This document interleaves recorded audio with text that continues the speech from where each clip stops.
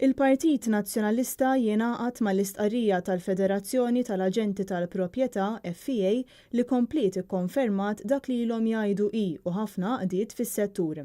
Kif qalu l-estate agents, il-Gvern ħoloq problema li flok jara kif se jsolvija spiċċa jgħajjar lill-vittmi tal-politika tiegħu. Il-Federazzjoni tal-Aġenti tal-Proprjetà ddeskriviet bħala disprata is-sitwazzjoni li ġab il-Gvern u li qed tfisser familji mhux biss jorqdu fil-garaxxijiet imma wkoll fil-karozzi kif seħħ fil-każ ta' omm imċaħda minn housing soċjali, każ imxandar ukoll fl-aħbarijiet tal-istazzjon tat-televiżjoni tal-Gvern stess.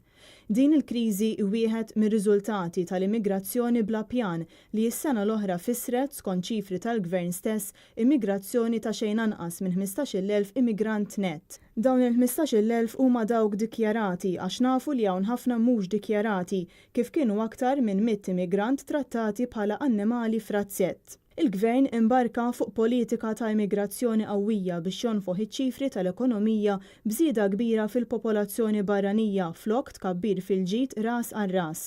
Iżda il-Gvern ma qis xejn l-effetti ta' din il-politika tiegħu fuq diversi oqsma fosthom il-pagi tal-ħaddiema Maltin, l-infrastruttura u l-ambjent ta' pajjiżna, it-traffiku, il-lingwa Maltija, il-koeżjoni soċjali, il-kirjiet u il-housing soċjali. Minkejja iċ-ċaħdiet tal-Gvern, il-garaxxijiet li għandhom id-dawl u l-ilma qed jinbidlu fid-djar għall-immigranti ġonna pubbliċi bħal dak biżwiet triq Diċembru 13 fil-Marsa spiċċaw f'dormitorji u kellna l-każ notorju tal-immigranti sfruttati bħala annimali frazzett tal-baqar.